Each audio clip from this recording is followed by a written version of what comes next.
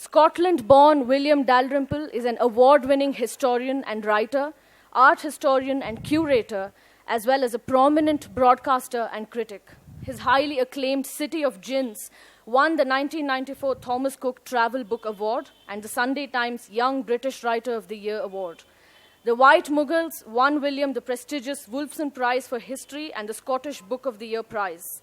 A Fellow of the Royal Society of Literature and of the Royal Asiatic Society, he was awarded the 2002 Mungo Park Medal by Royal Scottish Geographical Society. He has written and presented 3 TV shows as well. Speaking about his acclaimed book, The Last Mughal, Nobel laureate Amartya Sen says, "It is rare indeed that a work of such consummate scholarship and insight could also be so accessible and such fun to read." I'm sure those of us who have read his books and heard him speak would concur that he makes the most seemingly insipid narrative come back to life in all its vibrancy. William is also one of the co-founders and co-directors of the annual Jaipur Literature Festival.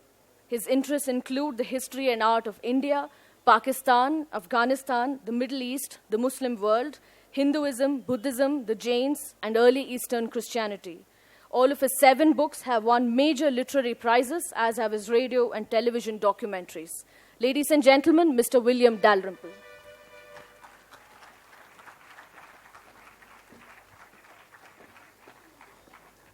Could we have the first slide? I can't see where it's being projected.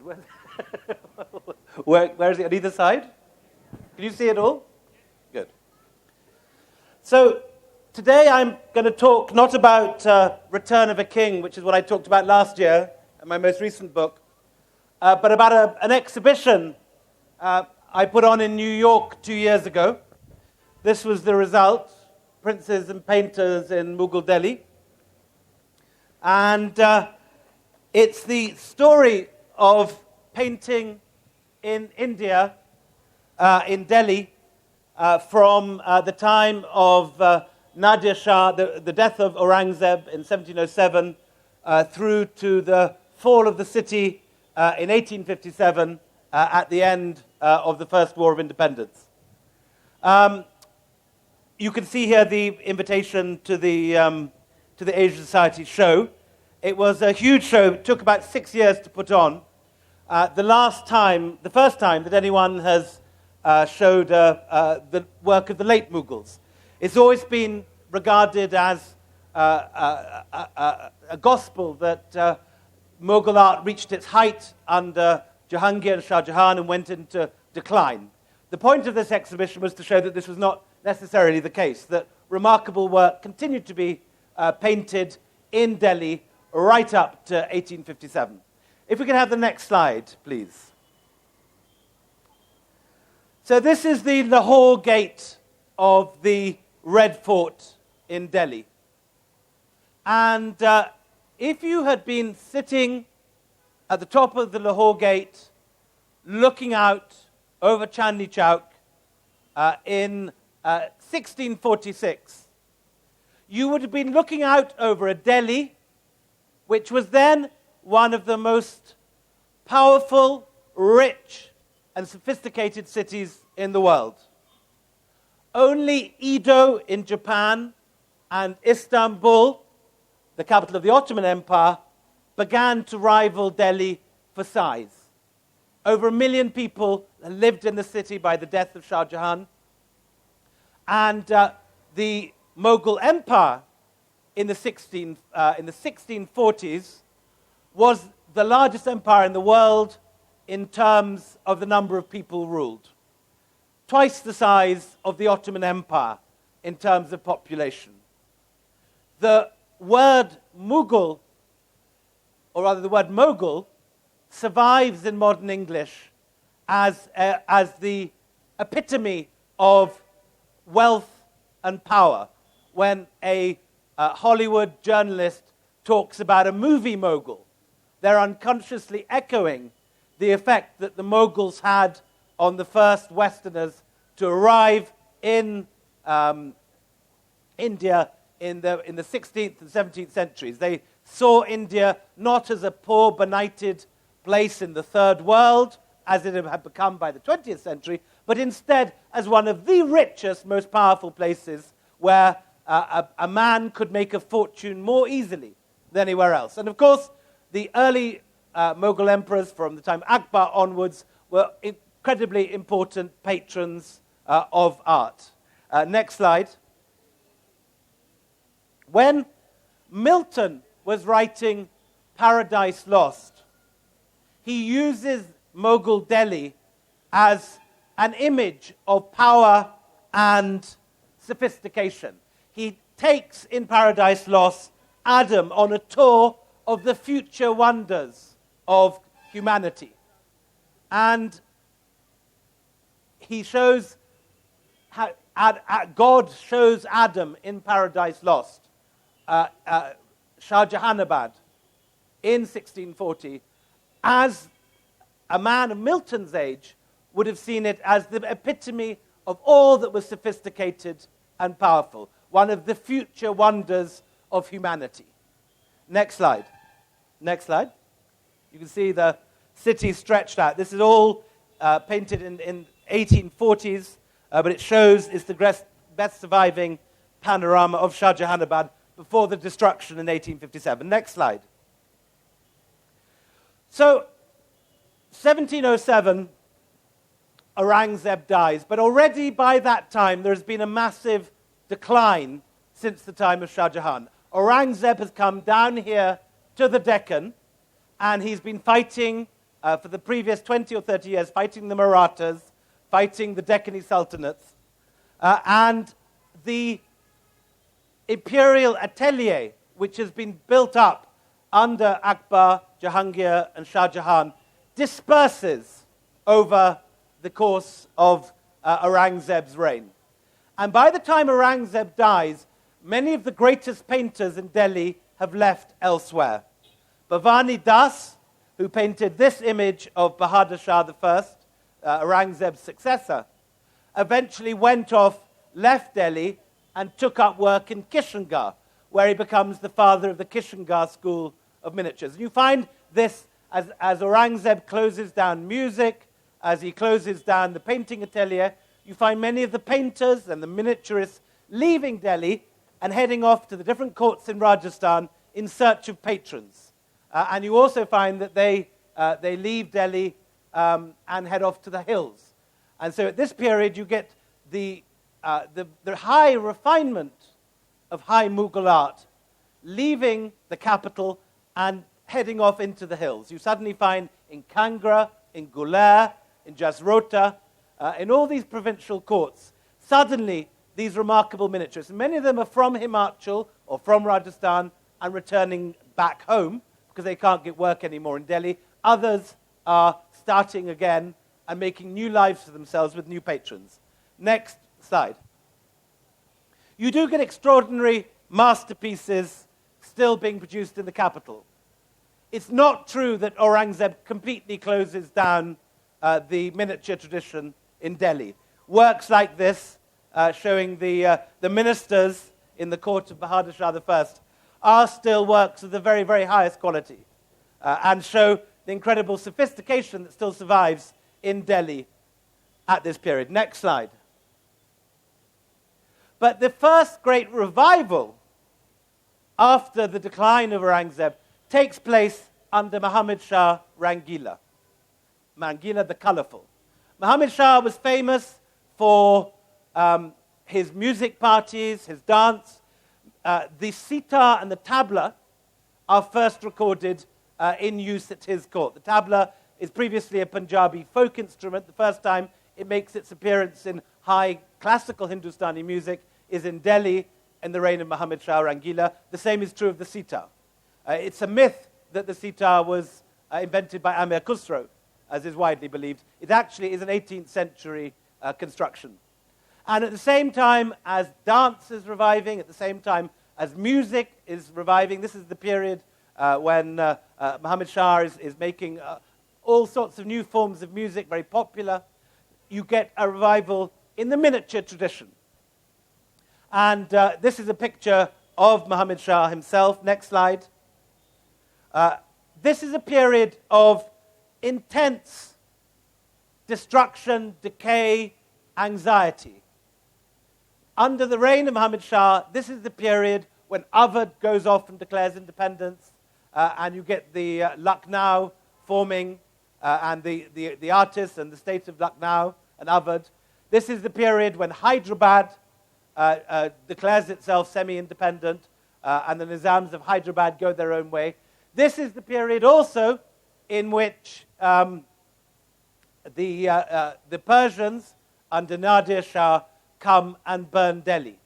And yet there is no hint in the art of the period that anything is happening other than parties, mushairas, music, dance, courtesans, and lovemaking. You get the first erotica in Mughal painting. You get several images of Muhammad Shah making love, something that's never been seen before. You never see images of Shah Jahan in the sack, or Akbar at it.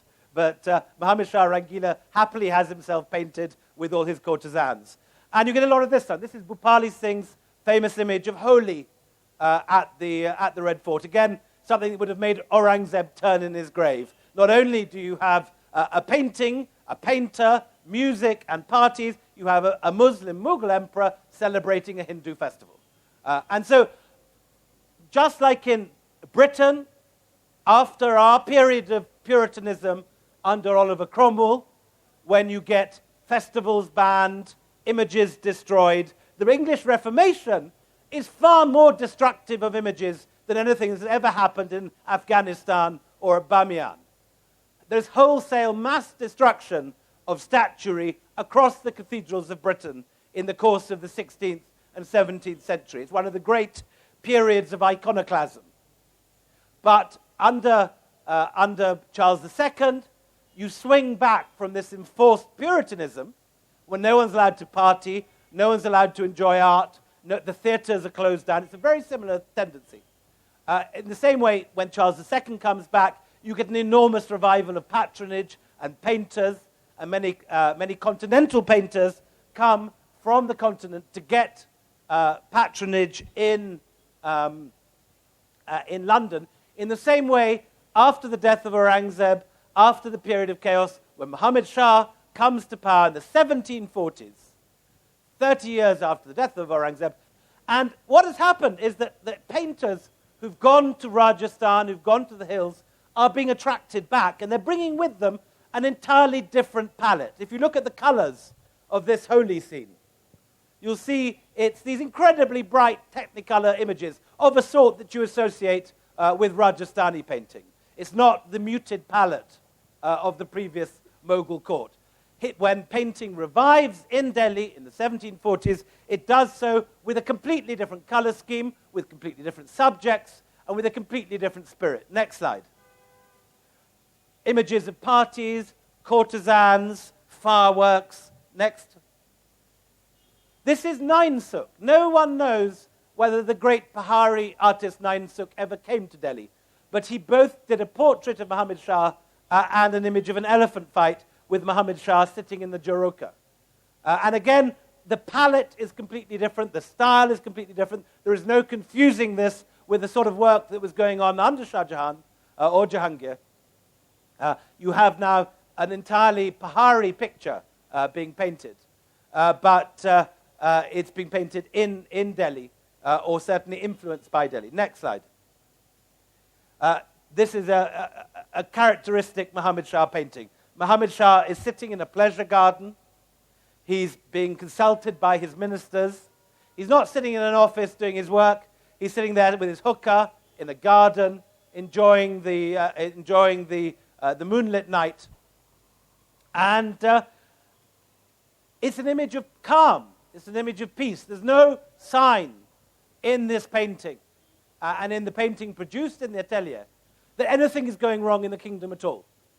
There's no sense that the Marathas might run in at any moment and burn the place down. There's no sense that Nadir Shah is already on his way from Isfahan and is already on his way through the passages of the Khyber Pass, and he's about to wreak havoc and destruction on Delhi. Instead, you have these images of calm, of peace, partying, pleasure. Next slide. You also have a great deal of Hindu art in a Mughal style. This is an image of a yogini coming to a Shaivite shrine. And this is by a Muslim artist, Fakhrullah Khan. Again, you have this sort of color blindness with religion. Muslim artists painting Hindu scenes and vice versa. Next slide. So 1739, Nadir Shah, the warlord, comes down the Khyber. They try to bribe him to keep him away from Delhi, but he comes anyway, uninvited to the party, and he loots Delhi. And this is the final moment of Delhi as a center of patronage for another 70 years. When Nadir Shah returns to Persia, he not only takes the gold, the accumulated jewels, the Koh-i-Noor, the Darya-Noor, the sister of the Koh-i-Noor, the two greatest diamonds in the world, the Peacock Throne, many of the manuscripts and paintings of the Mughal court. He also takes the artists. And this artist who paints this very large life-size image of Nadir Shah in his Kizilbash, his red hat, is called Hindvi. And he's thought to be a refugee from Delhi who is taken home along with the other booty. And after this, Delhi dims. The lights go down. There is no money for painting after this. There is no patronage available. You have another raping and looting of Delhi. The Afghans have come. Ghulam Qadir comes. Ghulam Qadir sells half the remaining manuscripts in the Red Fort Library to the Nawabs of Awadh, including the Padshah-Nama, arguably the greatest masterpiece of Mughal painting, now in the Queen's private collection in Windsor. This great book of Shah Jahan's exploits is taken by Ghulam Qadir, who had previously been one of Shah Alam's Katamites, who takes his revenge on his former persecutor by poking his eyes out and running off with his library. And he then sells the library to the Nizams to the Nawabs in Lucknow. Next slide. So Shah Alam lives on in the Red Fort, blind, a blind emperor in a ruined palace.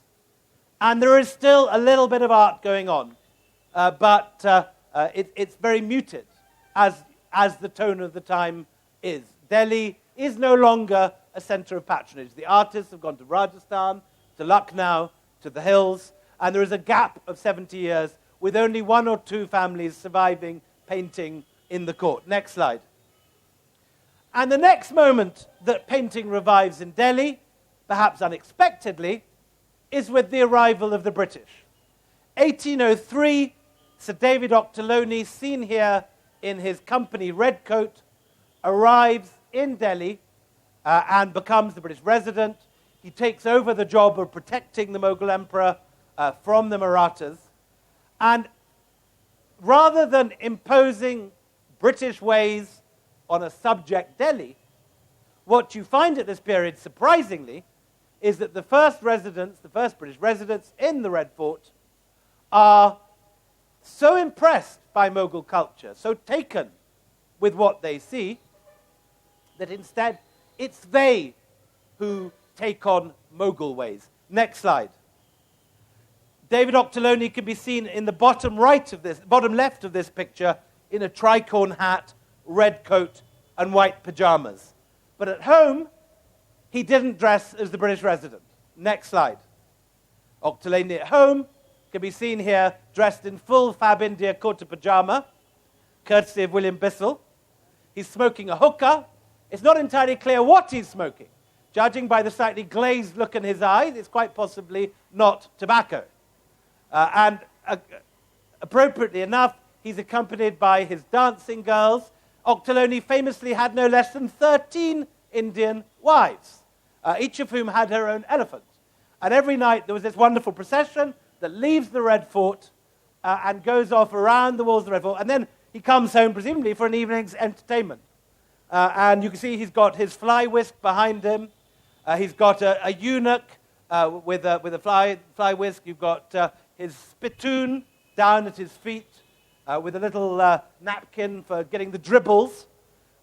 He's got his dancing girls. But best of all, if you look at the top of the picture, there's the pictures of the outraged ancestors and cousins peering down from the picture rail, wondering what's happened to Ur Devi after a few years in the Indian sun. And well might they ask, because Ochterlony has profoundly crossed cultures. Next slide. His seal, when he seals his letters, is not an English seal. It's in Persian. Here it is here. He has the title Nazir-ud-Dawla, given to him by the emperor, and the modern Rajasthani town of Nazirabad is named after him. It's one of the, not many people realize it's named after an Englishman rather than a Mughal. Next slide. And when he dies, Ochterlony is buried in a tomb which reflects the hybrid style of his life. Ochterlony's tomb has a Christian dome, modeled on Brunelleschi's dome in the Duomo in Florence. Below the dome, which has a cross on the top, is basically a Mughal tomb. There are 36 minars, or small minarets, on this building. There is the Mughal style of arch. There are 2 Timurid semi-domes on either side of the arcades. And it is the perfect architectural expression of the fusion that Ochterlony tried to achieve in his own life. Half Christian, half Muslim. It's named after his chief wife, Mubarak Begum. Mubarak Begum is this extraordinary, feisty former dancing girl from Pune who becomes Begum Ochterlony, who calls herself in her correspondence with the British Lady Ochterlony. And you get this rather unexpected correspondence of Lady Ochterlony has applied to go on the Hajj to Mecca. And it's only if you realize it's Mubarak Begum that you... however, there are indications that some in Delhi do not see her as an entirely positive force, and the mosque that she built in Darya Ganj is to this day known as the Randi Ki Masjid, which is what she was known as in the town. So I think there are clearly some mixed feelings about Mubarak Begum. Next slide. Here you can see from the expression in the resident's face, you've got Shah Alam II, or is it Akbar Shah? Shah Alam II, no, it's Akbar II, sorry, sitting on his palanquin, and the British resident Sitar in a subservient position, standing with his palms raised up in greeting of the emperor. And you get these succession of early British residents between 1803 and about 1820, all of whom admire Mughal culture, collect Mughal miniatures, commission art. But perhaps the most interesting one of all, next slide, is this man, who is my wife's ancestor, William Frazer. Here is the first image we have of William Frazer, painted aged 16 by the great Scottish painter Raeburn. And you can see this young guy, he's never left home, he's just on his way out to India. Rather gorgeous young man, arrogant, snotty toff, all set to take up what he sees as his birthright, ruling another people. But look what happens when he goes out to India. Next slide. Here he is. Here he is in Calcutta. This is just the beginning. It gets worse. Here he is as a young student in Calcutta. He's just won the gold medal of Fort William College for his fluent Hindustani and Arabic and Persian. And he's wearing his jama. He's got his pen boxes for all his calligraphic pens in his hand.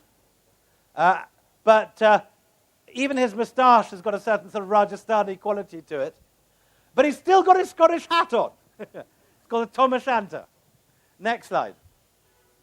So here's what happens by the time he gets to Delhi. He's in a rather fetching sort of Rohit Bal or Tarantiliani bungalow. He's got his gold brocade. I'm going to be wearing something very similar at the GQ Awards on Sunday in Bombay. And he's got his hookah. That is the water pipe, not the Randi Ki Masjid Randi sort of hookah. And he's got his beard, which is turning into the kind of most fantastic sort of mass of hair. Next slide. Here he is a few years later. The hair's thinning out a bit on this one, but he's still got his hookah, and he's still got his... and finally, he's assassinated next, and this is his death mask. Final slide. Here he is at the end. And you can just see the kind of topiary of his moustaches. And it is a very profound transition that he makes. Frazer is not just fiddling around with his facial hair, his smoking habits, and his fashion designers. He makes a very profound transition into Mughal life. Frazer is Ghalib's leading patron.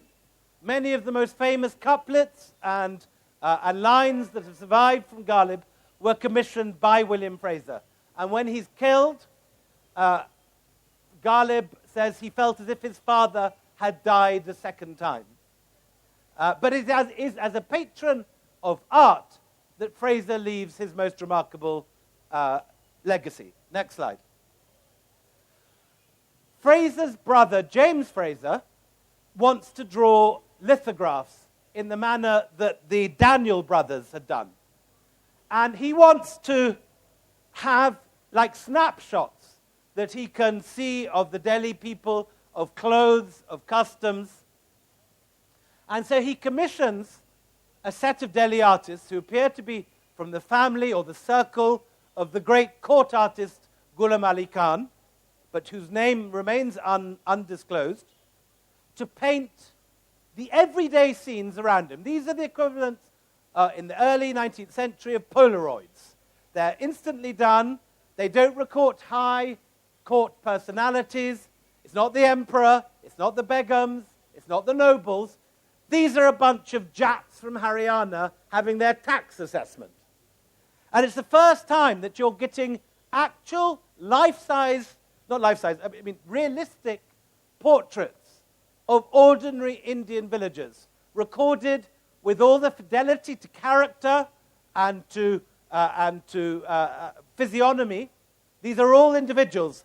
And as you can see, each one of these men is not only drawn as an individual, as a very real person.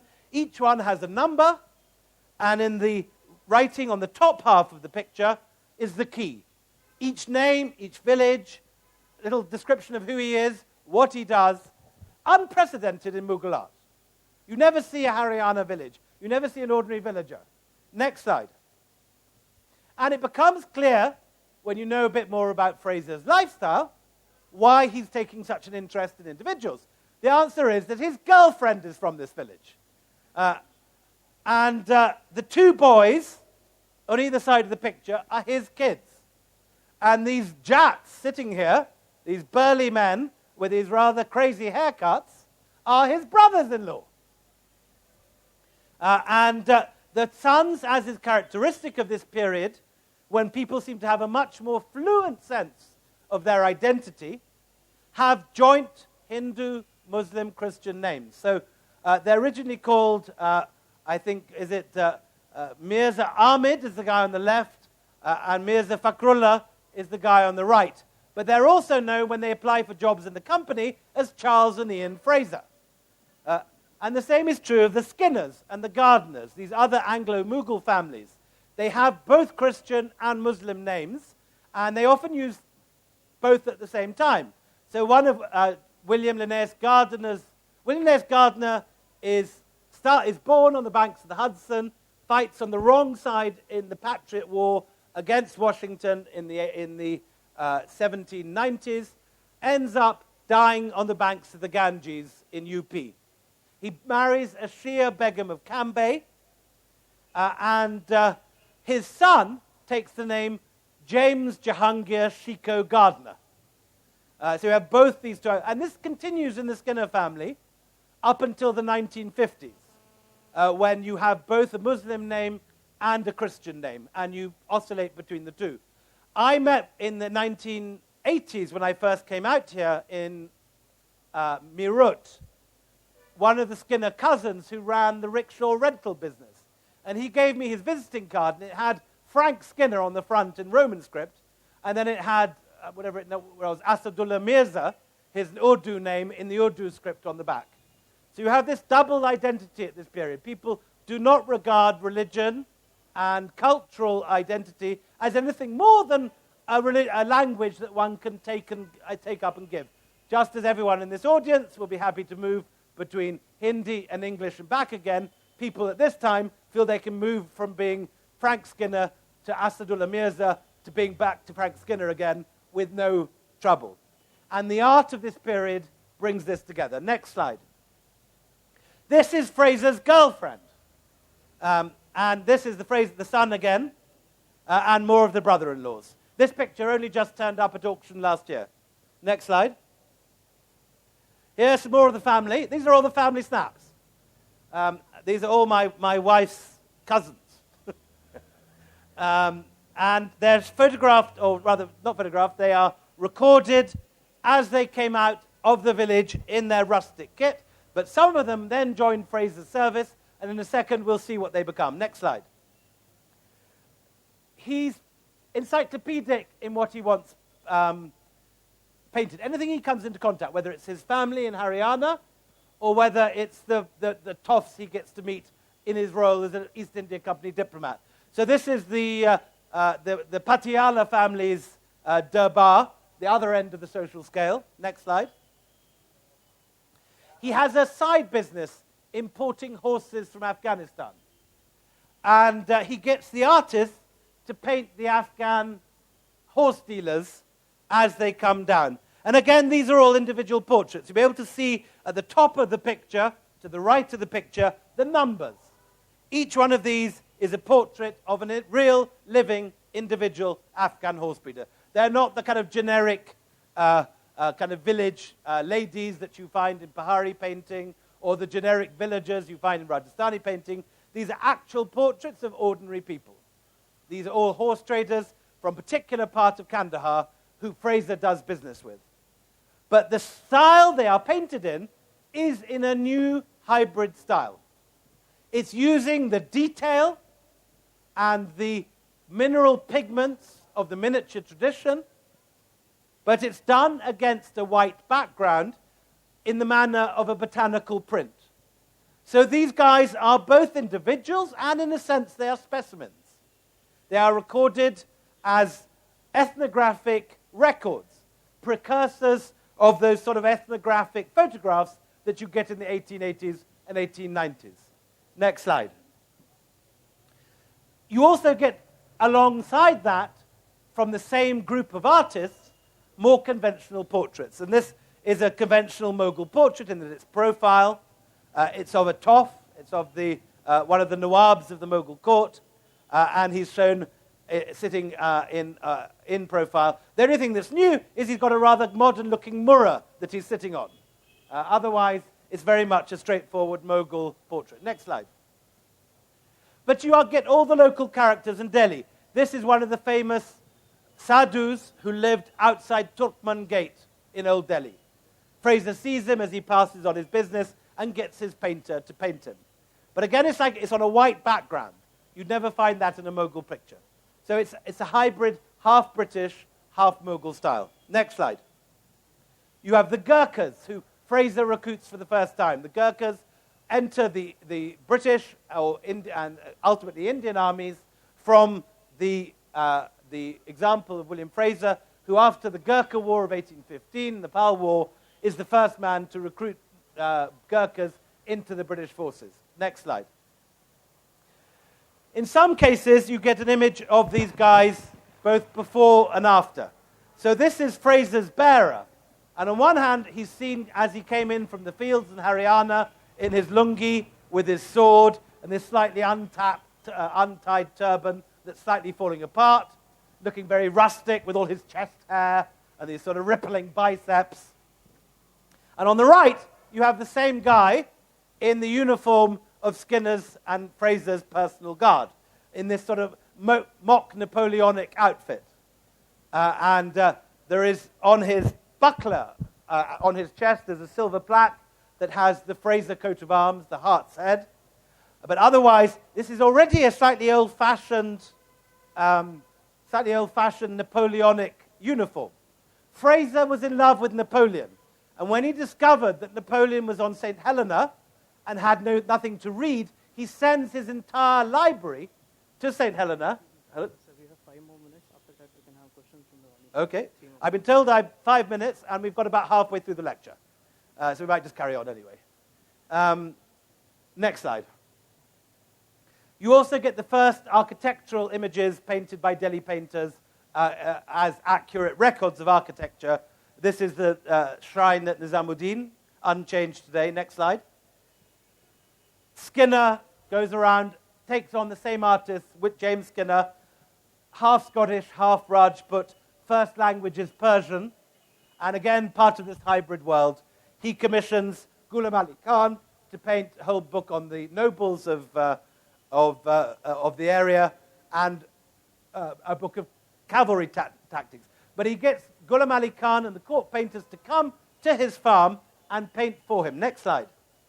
So you get a picture of Skinner in his cart going around his farm, looking at his horses, looking at his cattle. Next slide.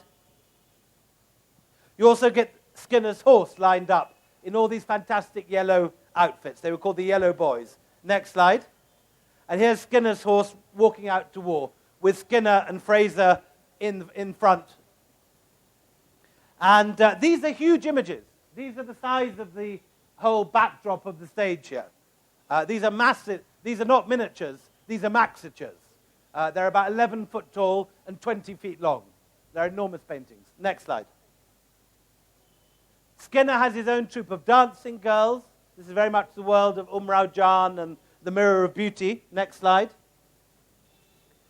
Frazer also has the castes and the occupations of Delhi, some of which include the opium eaters, seen here. And opium is a reminder that behind all this, the British are busy growing opium, selling it to China, and that there's growing disaffection with British rule. Behind this rather benign front of Frazer, intermarried, Octoloni, Skinner, things are moving. The evangelicals are arriving, India is being exploited, resistance is growing. Next slide.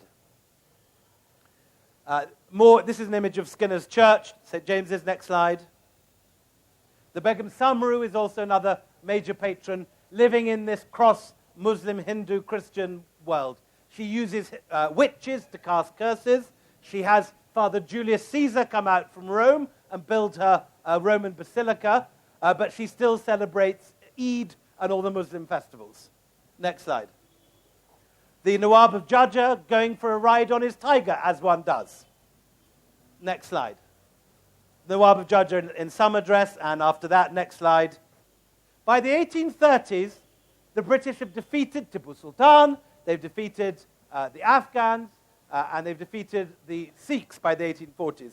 And the British are now the hyperpower in this region. The Metcalfes who come out to Delhi in the 1830s begin to close this world down and to try and make it configure to British purposes. Next slide. Metcalfe, as you can see from this picture, does not dress up in kurta pajamas. He remains this oddly monochrome figure in black and white, standing out from the color of the Mughal court, keeping in every sense his distance. Next slide. Here he is again, black and white, this sort of crow or this magpie amid the bright canaries of the Mughal court. Next slide.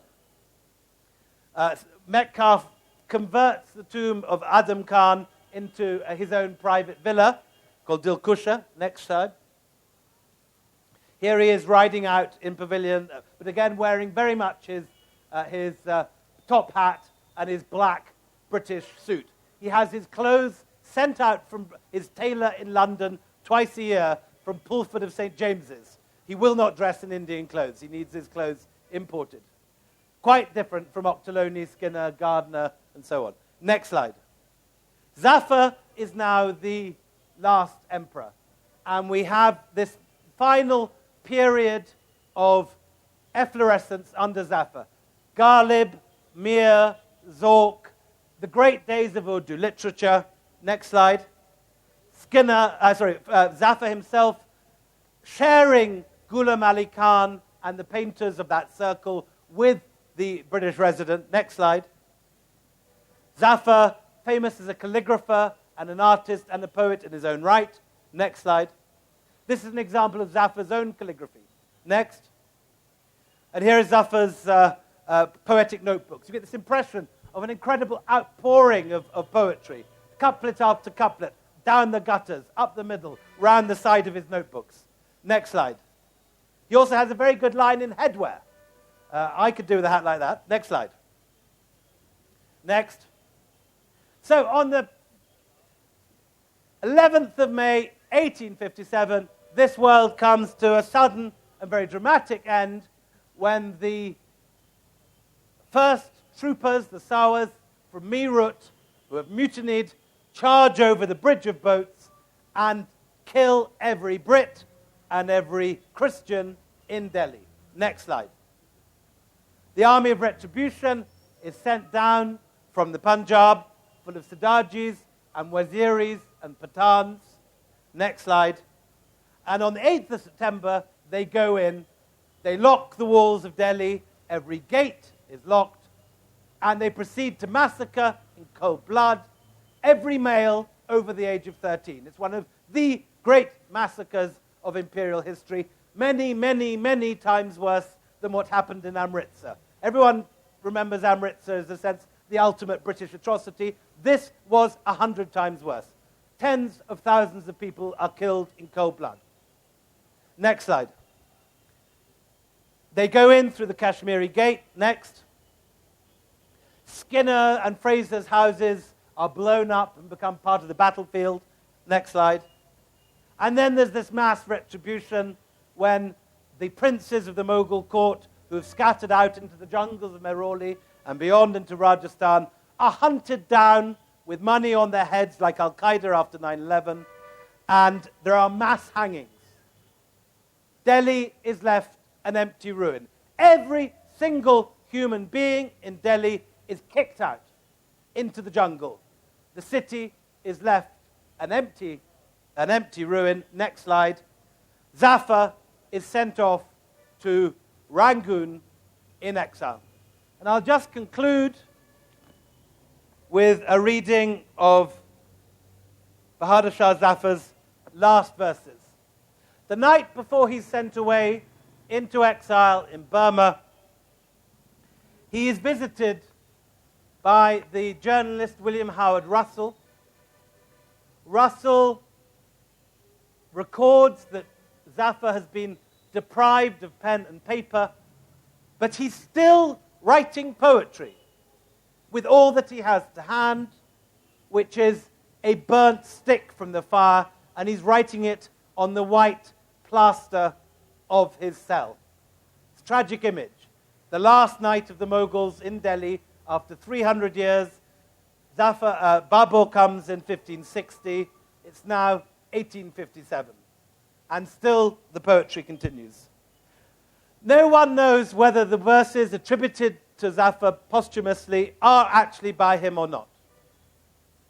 But already by the 1860s, the verses which I'm about to read to you are attributed to him as his last verses, composed either in prison in Delhi or in exile in Rangoon. No one knows actually if this is so. It's not in his official divan. But ever since Muhammad Rafi popularized these verses in Lal Kila, and they were broadcast on I think, Radio Ceylon, Ovaltine Hour was the time that this was an important moment for the diffusion of Urdu poetry in the 1950s. It has now become the most famous verses he composed. And this is Ahmed Ali's translation of them into English, where he's made them into a sort of English Tennysonian poem.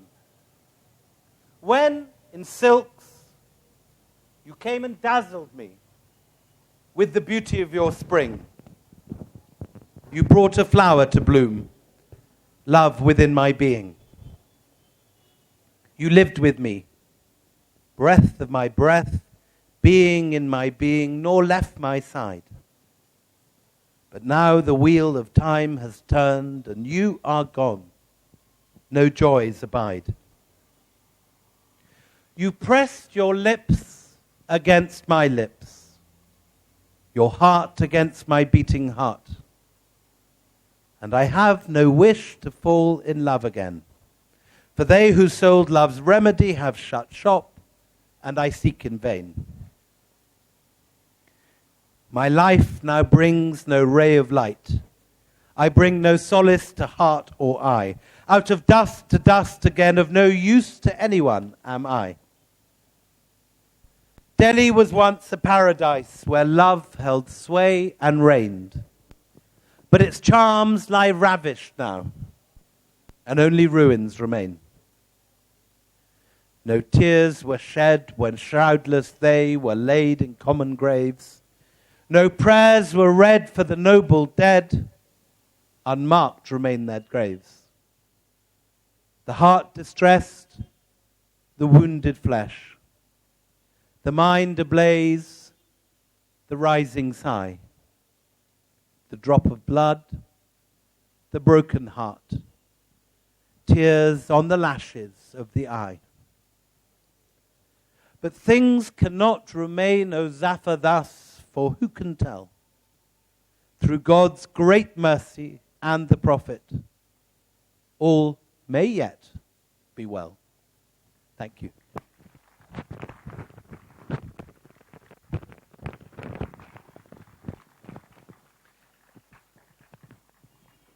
If there's any questions, I'm happy to answer them. Raise your hand and they'll send a mic round.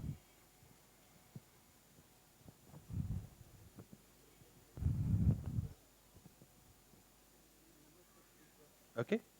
We've apparently got 3-question limit.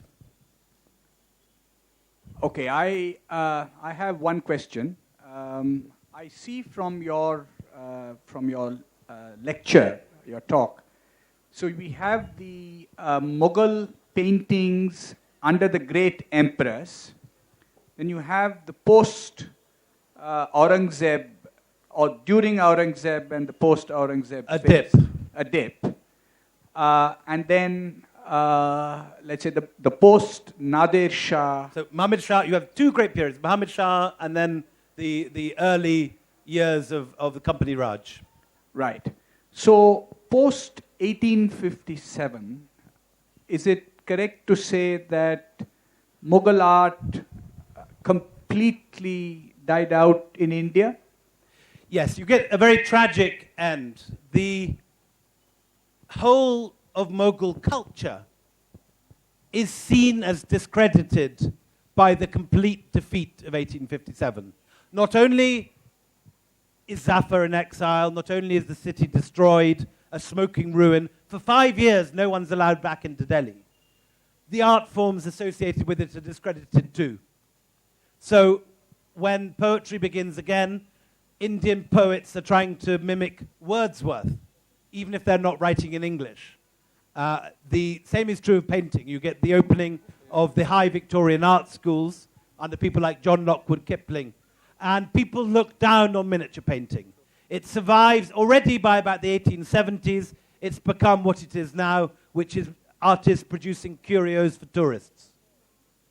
You get people churning out manufactured factory images of the emperors for visiting families. The other great killer of the Mughal art tradition is photography. And by the 1870s, cameras are becoming very popular in the urban centers in India. And when Val Prinsep, who is my great-great-uncle, comes out to paint in India in the 1870s, he tries to meet the miniature artists in Delhi and is told that now they just copy from photographs. Wow. They've forgotten how to paint from life or from their own training. So it's a loss of confidence, it's a loss of patronage, and it's the rise of photography. Those 3 things. Thank you. Any more questions? Hi, William. If my history teacher was as good as you, I would have not become an engineer. You probably have a much better income for it, though. I have to say. Here's the dull history teacher. Yeah, my question is, you're standing on a stage called Mysore Park.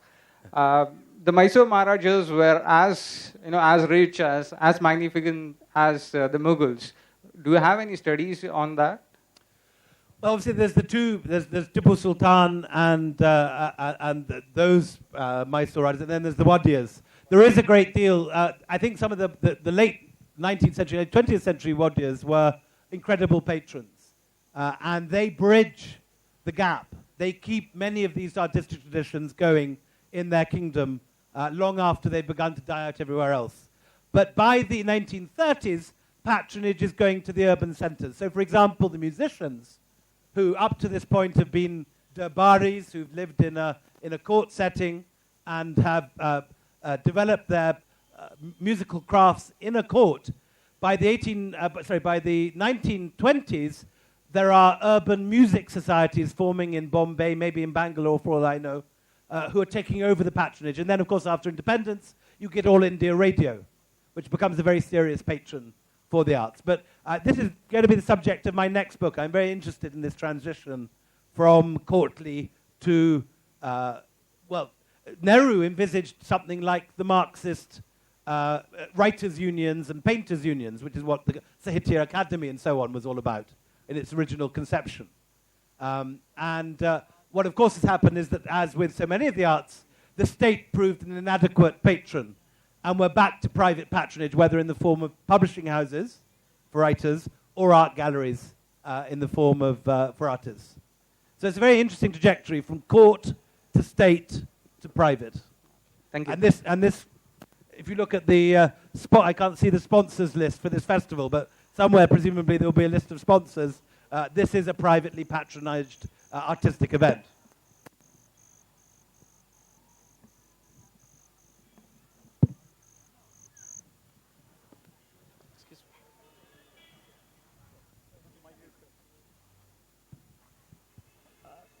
My question is, the high Mughal culture that conquered its conquerors in a way, the early Britons, how the transformation happened and what was the single cause for the decline of this culture post 1857?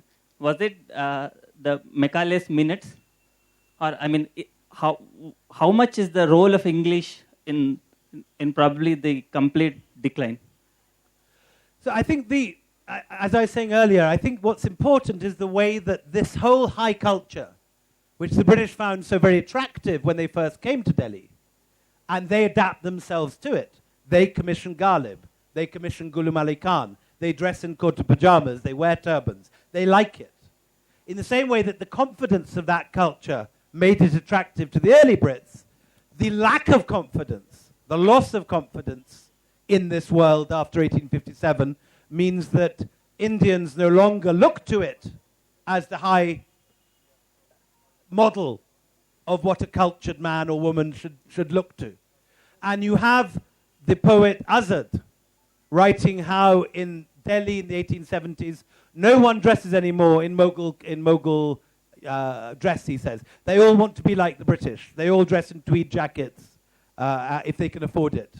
So I think fashion is often dictated by power. And the loss of power and the loss of patronage and the loss of faith suffered by Mughal culture in the mass exterminations of 1858 to 9 meant that no one wanted to be associated. Then you also get, of course, a resurgent Hindu merchant class who turned their back. And previously, Hindus as well as Muslims have looked to high Mughal culture. But in the 1870s and 1880s, partly with British prodding, you get Hindu middle-class merchants wanting to rediscover a pure Hinduism, the same project that ends up with the RSS and so on. So they want to. So no longer do you have what you had in the 1830s, which is leading caste families going to madrasas. Ram Mohan Roy goes to a madrasa. He studies the Persianate culture. But by the 1880s, everyone has gone back into their communal foxholes, if you like, and are looking for a pure culture that preceded the defeat. And the Muslims look both ways. There are two movements after 1857 for the Muslims. One is to found Aligarh. So Sayyid Ahmed Khan founds an Oxbridge in the Orient modeled on Oxford or Cambridge, and he wants young Muslim men and women to take on that model.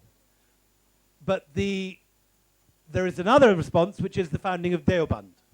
Okay. And the mullahs and the maulanas of the Madrasa-e-Rahamiya in the Chandni Chowk go out of town to Deoband, where they found the Deobandis. And they're looking for a pure, unpolluted, as they see it, form of Islam, which results in Pakistan and in the Deobandi madrasas, out of which come the Taliban. So there are two divergent responses among Indian Muslims. But this very mixed and inclusive culture, which you get in reaching its peak, really, under Zafar in the 1820s and 1830s, dies a death completely stone dead in 1857. Thank you. I would. Can I? One more question? Can I? Who's got the mic? Yeah.